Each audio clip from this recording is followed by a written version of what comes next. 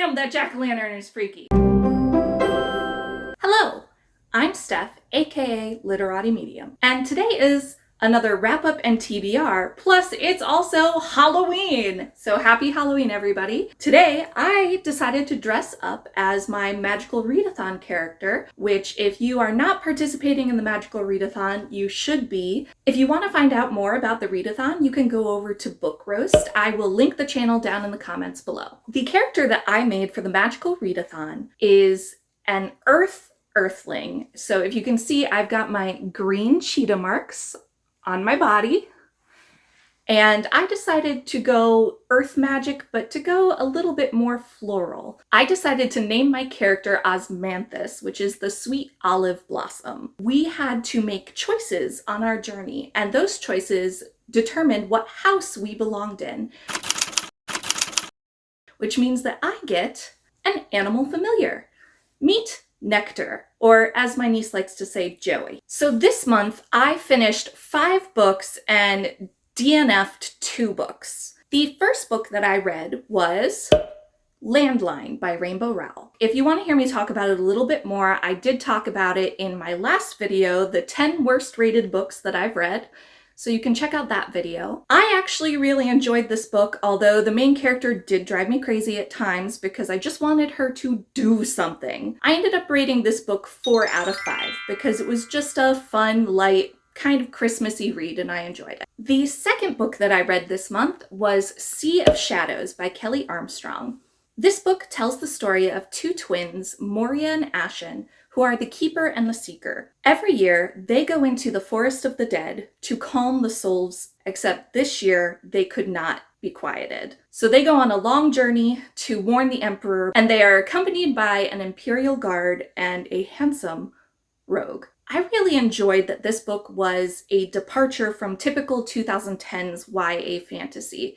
It had a more Asian-inspired setting as opposed to the medieval settings.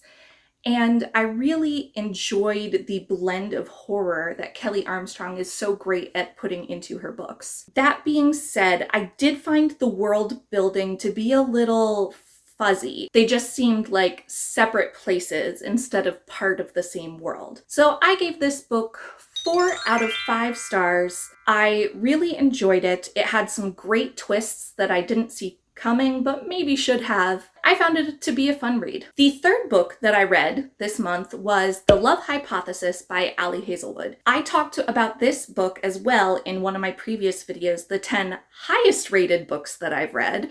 So if you want to find out more about that, you can go watch that video here. This book is just a lot of fun if you enjoy Grump Sunshine romances, and I gave it 4 out of 5. The next book that I read is actually an addition to my TBR, so when I drew the tarot card, I got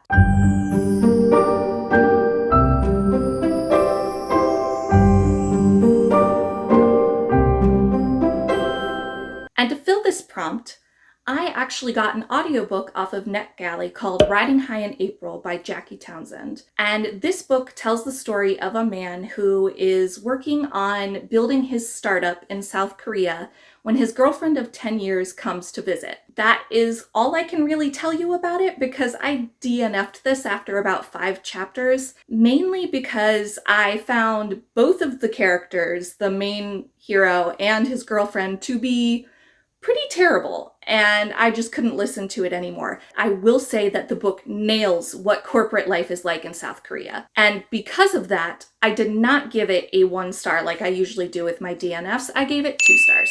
The next book that I read this month was The Historian by Elizabeth Kostova. And I say this month, but really I've been working on this book for a few months as a buddy read with one of my friends. This book tells the story of 3 generations of historians as they try to track down Dracula after receiving a mysterious leather-bound journal. I will say this was a really great atmospheric read. There were moments that just brought chills to your spine. And because of that, it was a lot of fun to finish reading this in October because it was kind of my only Halloween-y, spooky read of the month. One of the things I really enjoyed was there was this moment that I could just picture so clearly in my head. And it was like that moment from the first episode of The Walking Dead, you know, where the zombie fingers kind of come through the door. Ugh, it just sent chills up my spine. So for that reason, I really enjoyed it, that atmosphere. However, I did find the story and narrative a little hard to track at times because it was all told in first-person perspective. So it was a little hard to track whether we were following the daughter's story or the father's story. And then on top of that, I kind of felt like the daughter's story was unnecessary because 90% of the book focuses on the father's story. Really, the only thing it did was bring light the format of the book, in that it felt like you were doing a research project reading all these letters and tracking down the next clue. I rated this book 3 stars because while I did enjoy it and would happily read more by this author, I didn't love it. So the next book that I read, trying to fulfill the Two of Pentacles prompt, was Ascension by Rachel Callahan. Ascension tells the story of Olivia, who on her 20th birthday finds out that she is a demigod and gets whisked away to have training on being a demigod. I think I've come to the conclusion after 2 tries that prompt just is not for me. This is the other book that I DNF'd this month because I hated it. I found myself rolling my eyes so many times by the 3rd chapter, I just decided that I was done with it. There really was nothing that I enjoyed about this book. I hated the characters. They were all horrible people. I didn't like the world building. While the spice was decent, what I read of it, it also failed the Bechdel test. I gave this book 1 star. So the last book that I read this month was Star Wars: The High Republic Into the Dark by Claudia Gray. This book is about Reith, who is a Jedi Padawan who goes on the mission into the uncharted realms with his Jedi Master. I read this book as part of my effort to read all of the Disney Star Wars canon material. And I have to say, I think I've become a Claudia Gray fangirl. I really enjoy her writing. And I have to give her credit for introducing possibly the best character in Star Wars. A character who has decided to graciously come on my channel for an interview. I'd like to introduce you to Geode. So, Geode, what's it like being part of the Star Wars universe?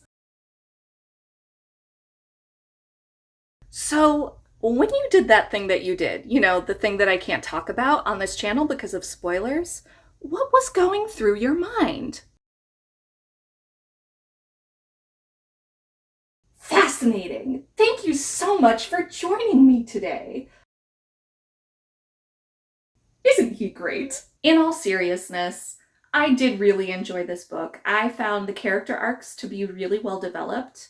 The only complaint I really had was that because this book takes place both before and concurrently with one of the other books that just got released, one of the moments that should have had a lot of emotional impact just didn't. That being said, I'm really excited to read that book to see if I have a different reaction. The other thing was that it did take a little bit of getting used to in the audiobook, hearing the music and the sound effects, but that did just really add to the Star Wars feel of the book. In all, I rated this book 4 out of 5 stars. So there you have it. That's what I read for October. For my November TBR, my book versus adaptation is going to be The Last Duel by Eric Yeager. Now, you may have noticed this was on my TBR for my book versus adaptation last month. Part of that is just because of the time crunch. I usually watch the adaptations that I'm going to be doing a book versus adaptation for the month before I actually read the book, and that just gives me time to make notes and take my time with the book, read it a little bit more thoroughly so I can think about the plots, characters, and relationships. And unfortunately, with the release of the Last Duel movie not being until the middle of October, I just didn't have time. So I decided rather than rush it and turn out a crappy video for you guys, that I would just take the time and push it to this month. Damn, that jack-o'-lantern is freaky. However, since the movie for Dune only covers the first half of the book, and since part 2 has now officially been greenlit, I've decided to wait to do that book versus adaptation until after part 2 comes out so that I don't have to stop reading in the middle of the book. My Book of the Month Club book this month is The Ex-Hex by Erin Sterling. As you can tell, that's a little hard for me to say. And this tells the story of a witch who, when her boyfriend breaks her heart, she places a curse on him. When he returns 9 years later, all hexes break loose. I'm a little sad I didn't get to read this book in October because it's such a great Halloween-themed book, but it also just seems like it's gonna be a light, fun, practical magic meets, I don't know, some fluffy rom-com that I think I'm gonna really enjoy. Let's see what my tarot cards think I should read next.